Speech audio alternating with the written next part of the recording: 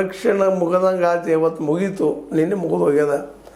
ಇನ್ನೇನಿದ್ರು ಮತದಾರ ಪೆಟ್ಟಿಗೆಗಳು ಬಿಡು ಮತ, ಇನ್ನೇನು ಕೆಲಸ ಹೊಸ ಶುರುವಾಗಿಬಿಟ್ಟು.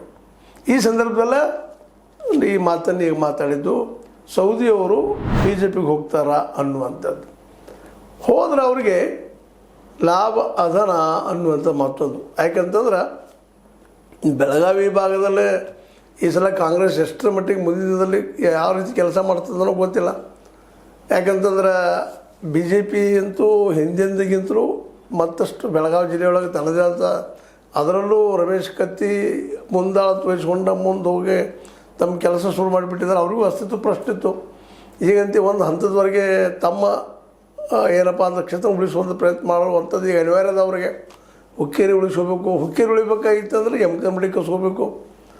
ಮತ್ತು ಅದೇ ಕಾಲಕ್ಕೆ ಪೂರ್ಣ ಪ್ರಮಾಣದಲ್ಲಿ ಬರ್ದಂಗೆ ತಡಿಬೇಕಾಗಿತ್ತಪ್ಪ ಅಂತಂದ್ರೆ ಅಲ್ಲಿ VL ಪಾಟೀಲ್ ಸಂತತಿ ಅಥವಾ ಕುಟುಂಬದವ್ರನ್ನ ವಿಶ್ವಾಸ ತೆಗೆದುಕೊಂಡು ನಾವೆಲ್ಲ ಜತ್ತಾಗಬೇಕು. ಹೀಗೆಲ್ಲ ಏನು ನಡೆದವಲ್ಲೂ ಈ ರಾಜಕೀಯ ಒಂದು ಸ್ಥಿತ್ಯಂತ್ರಗಳು.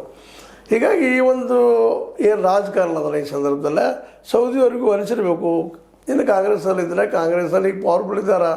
ಸತೀಶ್ ಅವ್ರ ಮಾತು ಮೀರೆ, ಯಾಕಂದರೆ ಈಗ ಮುಖ್ಯಮಂತ್ರಿ ಆಗುವ ಹಂತಕ್ಕೆ ಬಂದಿದ್ದಂಥ 2 ಸ್ಟೆಪ್ ಹೆಚ್ಚು ಇದ್ದಾರೆ. DKC ನಂತರ ಇದ್ದಾರೆ ಅಥವಾ DKCಗಿಂತಲೂ ಮೊದಲರೇ ಇದ್ದಾರೆ. ಯಾಕಂದರೆ 2028ರಲ್ಲಂತೂ ಒಂದು ನಿರ್ಣಾಯಕ ಬೆಳಗಾವಿ ಜಿಲ್ಲೆಗೆ ರಿಸಲ್ಟ್ ಬರೋ ಸಾಧ್ಯತೆ ಭಾಳ ಅದಾವೆ. ಇಂಥ ಸಂದರ್ಭದಲ್ಲೇ ಯಾರ ಮೇಲೆ ಎಷ್ಟು ಭಾರಿ ಆಗ್ತಾರೆ, ಹೆಚ್ಚಾಗ್ತಾರೆ ಅನ್ನೋದು ಅಷ್ಟ ಪ್ರಮುಖ ವಿಷಯ ಇದೆ.